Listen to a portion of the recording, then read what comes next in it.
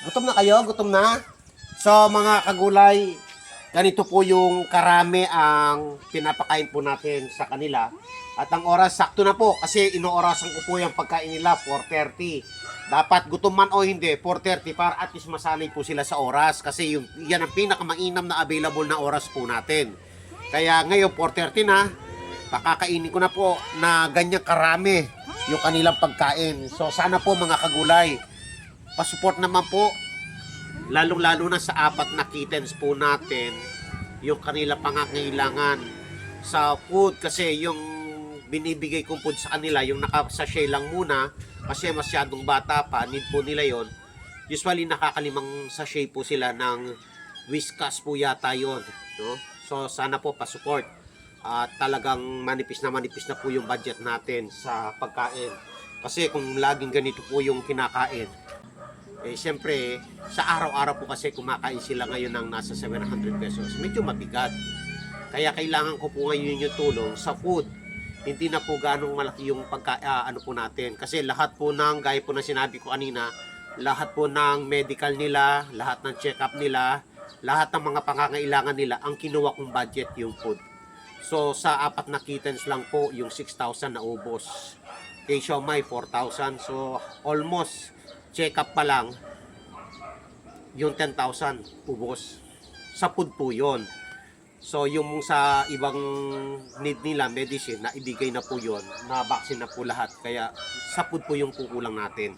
So sana po, yung kahit hindi na po amount of money, kundi yung items po, kasi yung Whiskas, pagkain po nila yon. Hanggang ma-save ko lang hanggang 2 weeks yung mga kittens na yung kumakain po ng ganon. So dito na. So, umpisan ko na lang doon. So, oras na. Sa dami nito, hindi nyo kaya ubusin to. Hindi nyo, ay, sorry. So, sobra yung plato, no? Sobra naman po yung plato sa kanila. Right, sandali. Ako.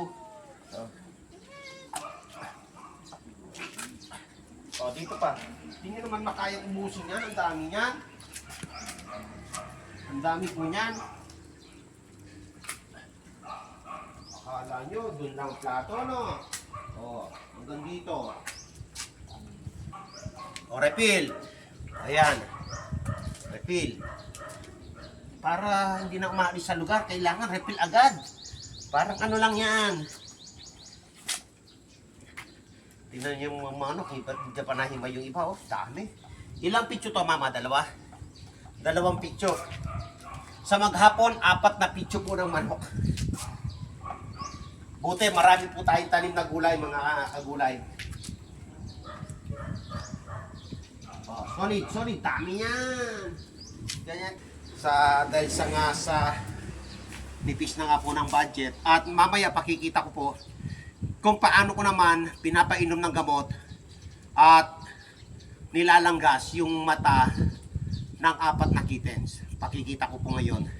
So sana patuloy na paki-subscribe po ang ating YouTube account, Gulayan sa Paaralan. So yan po. So dami na. Oh. Ito pa, ang dami pa nito. Pakakainin ko rin yung 4 na kittens na nandun, mga kagulay. So mga kagulay, ang mga alaga po natin ngayon ay tapos na po kumain nito. At ang susunod ay ang pagpapainom po ng gamot at vitamins. So unahin po natin ito, mga kagulay. Ito po ay galing sa vet. No?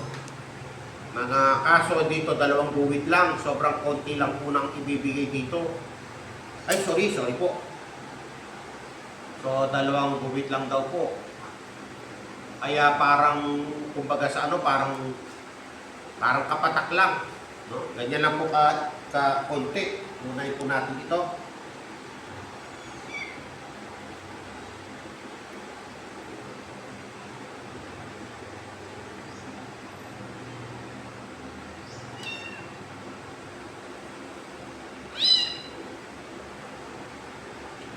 Importante po na inom po yung gamot.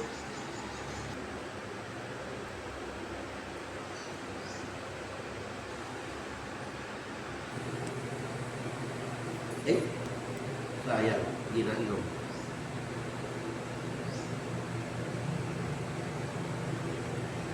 So after po ng isang gamot,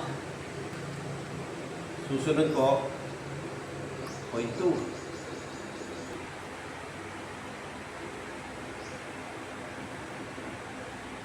Uy, love niya, no? Love niya. Nandun po sila.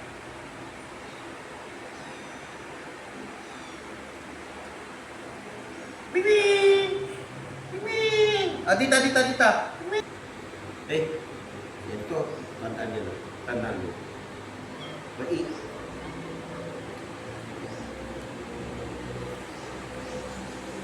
Ano siya? Usok.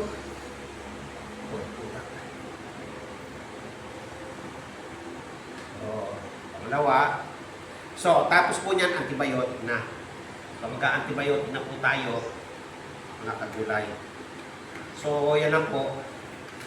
Pinakauli po yung pampatak sa mata na nilalagay ko.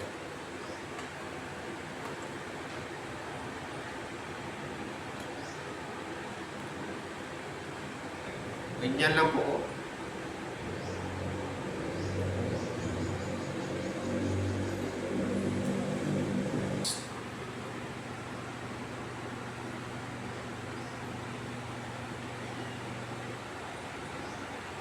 So dahil po lahat sila ay napainom na po ng gamot at maaari yung sa pagpapainom ng gamot, mayroong ano na po sa kanila, ang gagawin po natin mga kagulay, lilinisin po natin yung kanilang mata, yung bibig, lahat po. So para ganyan po yung ano nila. So ito, kaninang umaga may rinse, kaso may pumuna, sapagkat maganda naman po yung puna, baka ma-aksidente ko pa, inalis po natin yung needle niya. Kaya pure ano lang. So ito po yung pinili po natin mga tuwalya at may cotton buds na rin po dyan. Ayan. Pwede rin po pala ganito. Ayan po. Tapos, actually ito, bago po ito eh. Bago po ito mga kagulay.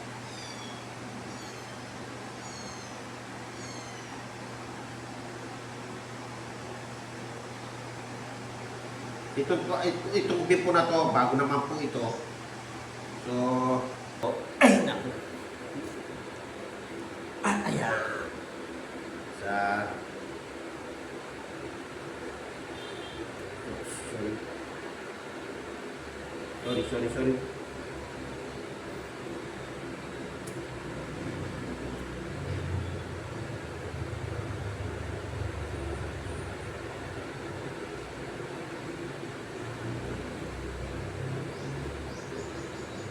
So, usually ang gagamitin natin mga kagulay sa paglilanggas, ito na lang kasi yung tatlo, okay na po yung mga mata nila. Ang gagawin ko na lang ay, ang gagawin na lang po yung antibiotic, yan tuloy-tuloy kasi pang ilang araw na po kayo.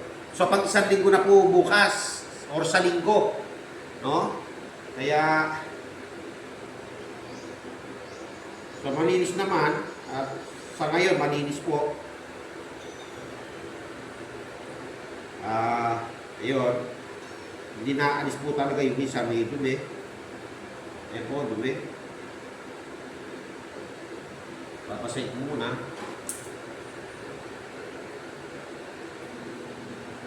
Solusyon.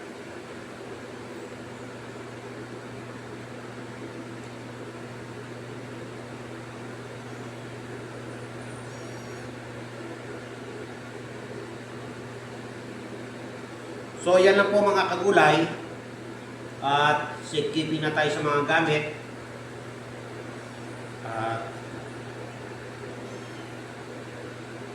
Mga kagulay, ganito.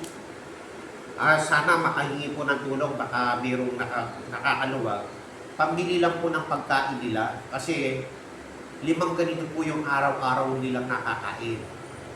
At maliban kasi sa 4, nakikisali si Bunso, gawa ko ng maliit din si Bunso, kulang din sa timbang. Kaya inaya pag kumakain sila, kasali si Bunso, bali 5 po silang kumakain dito. So maghapon po, nakakalima sila dito, nasa 50 pesos po yung isa. Pwede naman pong items ganito, Whiskas, na pang junior, pang kittens po. So sana po, makahingi ng tulong at may makapag-donate po ng ganito.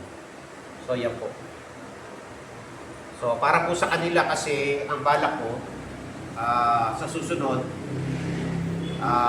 alos ganito yung pagkain nila, tapos bibili po tayo ng giniling na baka, ng pure baka para yung sabaw naman nila masustansya. So, yun lang po mga kagulay.